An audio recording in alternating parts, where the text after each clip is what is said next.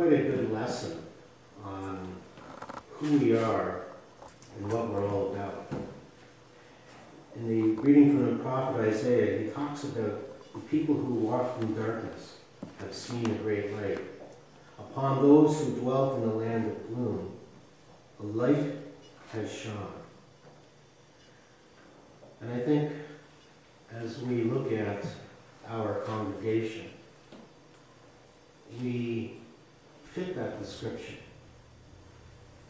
That when we gather, the light shines upon us.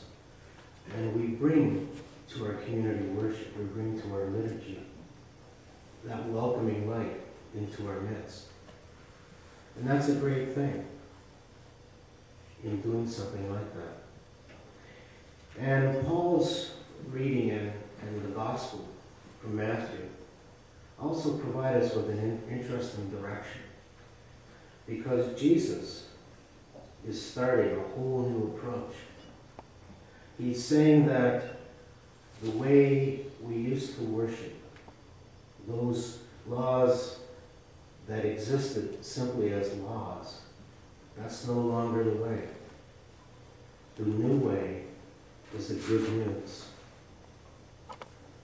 And if we are to be the people of the light and to continue to be the people of the light, so it falls upon us as Christians to spread the good news. And how do we spread the good news? Well, there are many ways of doing it, many of which we already do. For example, our success with our Advent program, the Advent conspiracy. That's a way of spreading the good news. It created much discussion within the Coburg community as a whole. What were we up to? What were we doing? And so, as people found out more and more about it, and certainly at the ministerial I was asked quite a bit about it, other churches are interested in looking at that model and following it. That's bringing light. That's spreading the good news. And Jesus is pretty clear to his apostles as he goes along that celebrating the Sabbath is going to be different.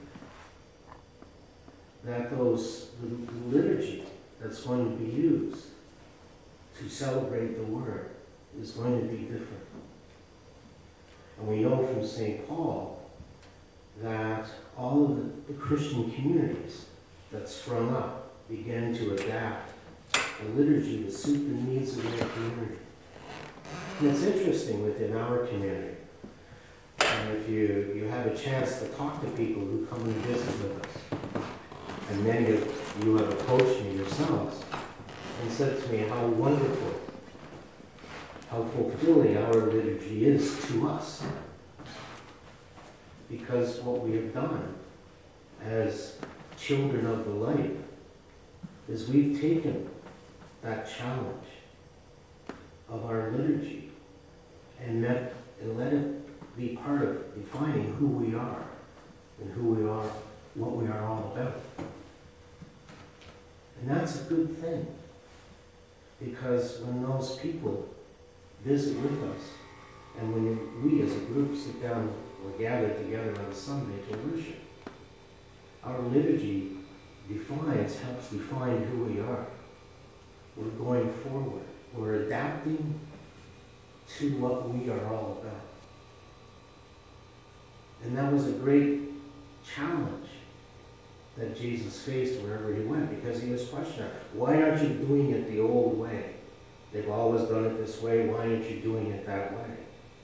Well, one size does not fit all.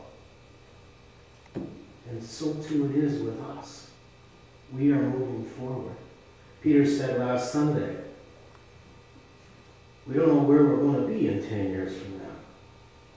But as long as we keep walking in further and further into the light, then as things unfold and we meet those new challenges And as we evolve further as a community, we become like these followers of Jesus.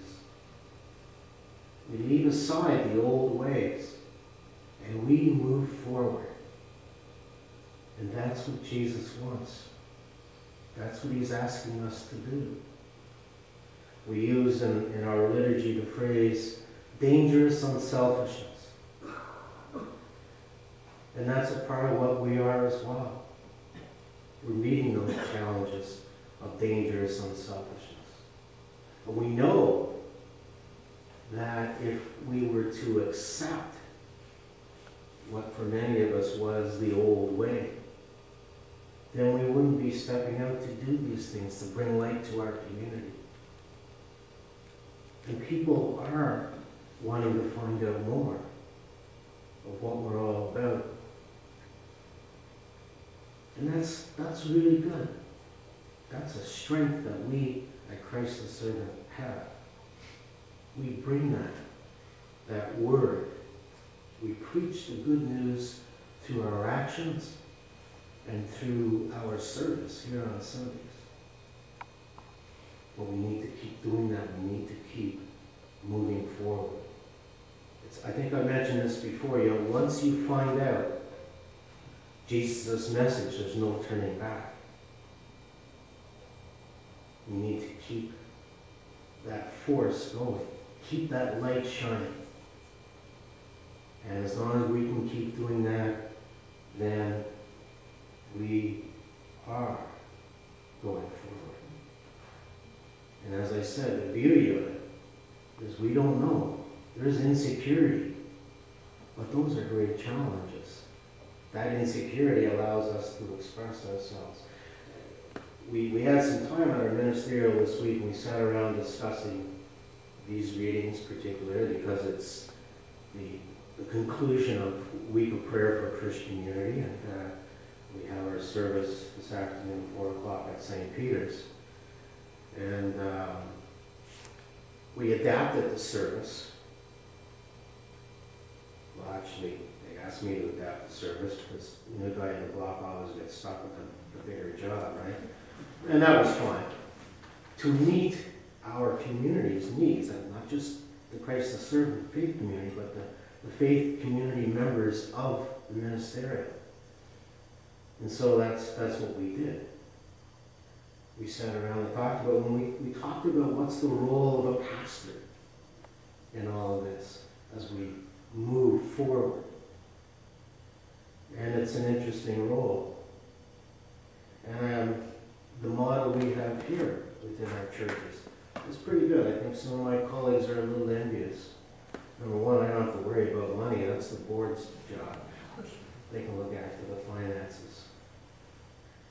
And when I come up with ideas that I'd like to have us involved in, I have a great committee that I can bring the ideas to. And the Advent Conspiracy that we worked on, a lot of the committee members came forth with ideas and suggestions. And that's great, because we're not going to stick with the status quo. We're going to meet new challenges. And that's wonderful. That's what a faith community is all about. It's growing, not just the numbers, but it's growing in the spirit.